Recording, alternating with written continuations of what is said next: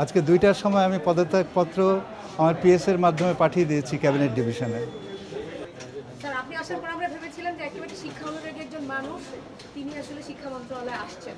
তো আপনার কি মনে হয় যে স্যার 4 মাসে আপনি আপনার আউটপুটটা আসলে দিতে পারেননি বা কোনো কিছু? এ ব্যাপারে আমি কোনো মন্তব্য করতে চাই না। স্যার, একটা বিষয় জানতে চাচ্ছি স্যার, পরিষ্কার করে স্যার, আপনি তো অনেক মানে সজ্জন মানুষ, সেজন্য প্রশ্নটা করছি। আপনি আজকে পদত্যাগ করেছেন, আপনার মিনিস্ট্রির সব মানুষের মন খারাপ। অতএব মানে পদত্যাগটা আপনি নিজ ইচ্ছায় করেছেন নাকি এটা সরকারের পক্ষ থেকে বলা হয়েছে? এ ব্যাপারে আমি কিছু বলতে চাচ্ছি না। আমি এইটুকু বলছি যে আমি পদত্যাগপত্র পাঠিয়ে দিয়েছি আজকে। এটা কারণটা কি স্যার?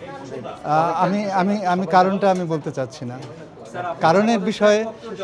কারণের বিষয়ে আমি কিছু বলতে চাচ্ছি না। আমরা দেশের মানুষ জানতে চাচ্ছে যে আসলে জানি, কিন্তু আমি এর কারণে কি কারণে আমি সেটা বলতে চাচ্ছি না।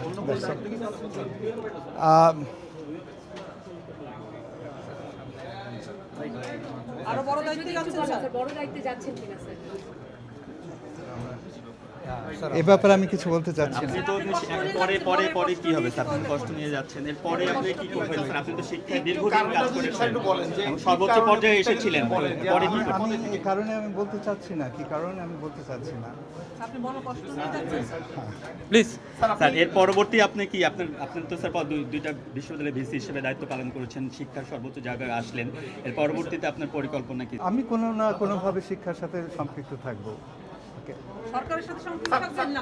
এই জায়গায় কথা বলবেন স্যার, আপনি তো দীর্ঘদিন ছিলেন, এখানে কেমন কেটেছে স্যার আপনার? পরিস্থিতি কি এবং কি করা উচিত ছিল? আপনি চলে যাচ্ছেন। এখানে কেমন কেটেছে স্যার? এখানে আপনার কেমন কি কেটেছে? দেখলেন, কেমন দেখলেন এবং কি করা উচিত শিক্ষার উন্নয়নের জন্য? আমি এই মুহূর্তে আমি কিছু